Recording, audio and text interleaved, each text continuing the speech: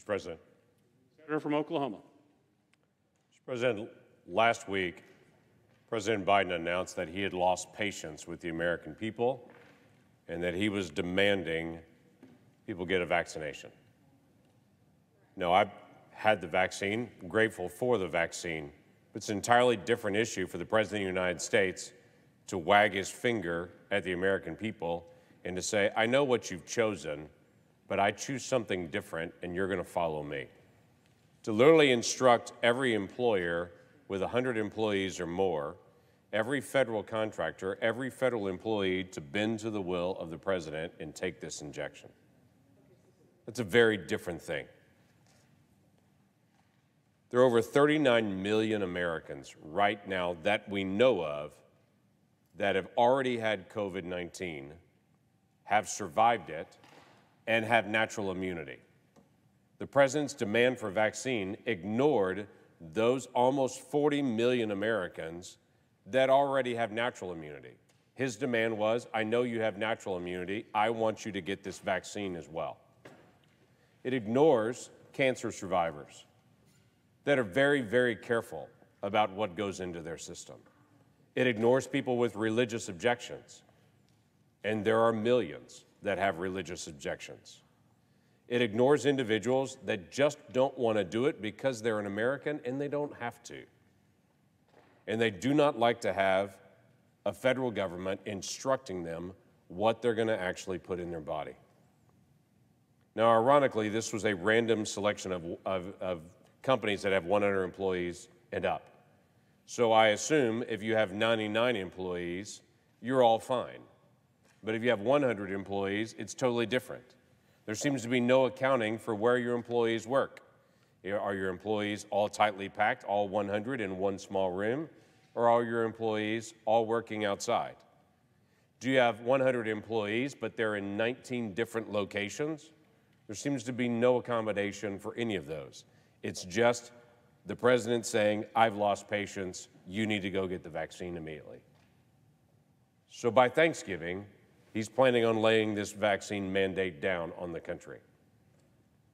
Here's the multiple problems there, as I've already outlined. The 40 million people that have already survived COVID and don't want to do the vaccine.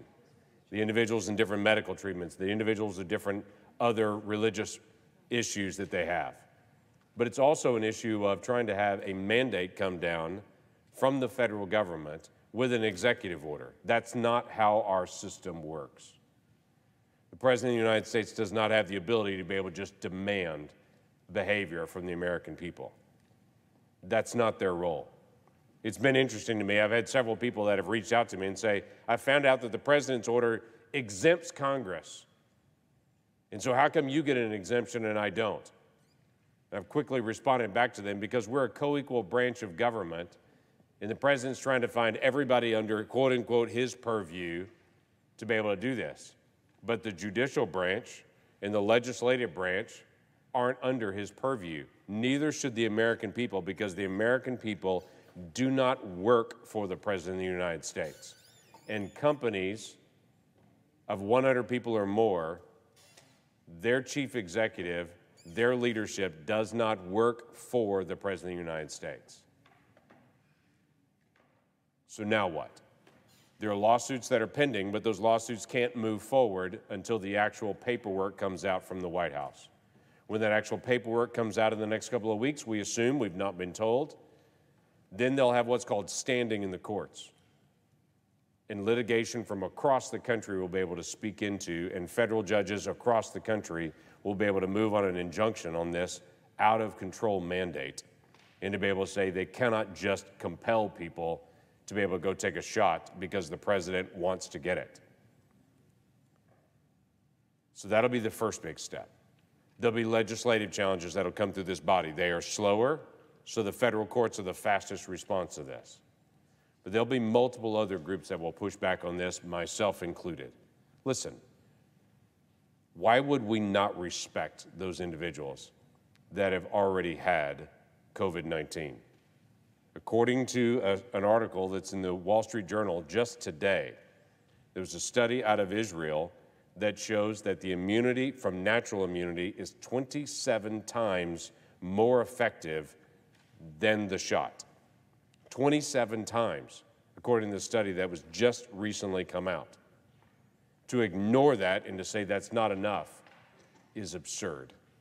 Or to compel Americans, whether they've had COVID or not, to be able to have a behavior just because the president has, quote unquote, lost patience, is not who we are as Americans. It's not constitutional. It will not stand in the courts and should not stand. We should push back on this.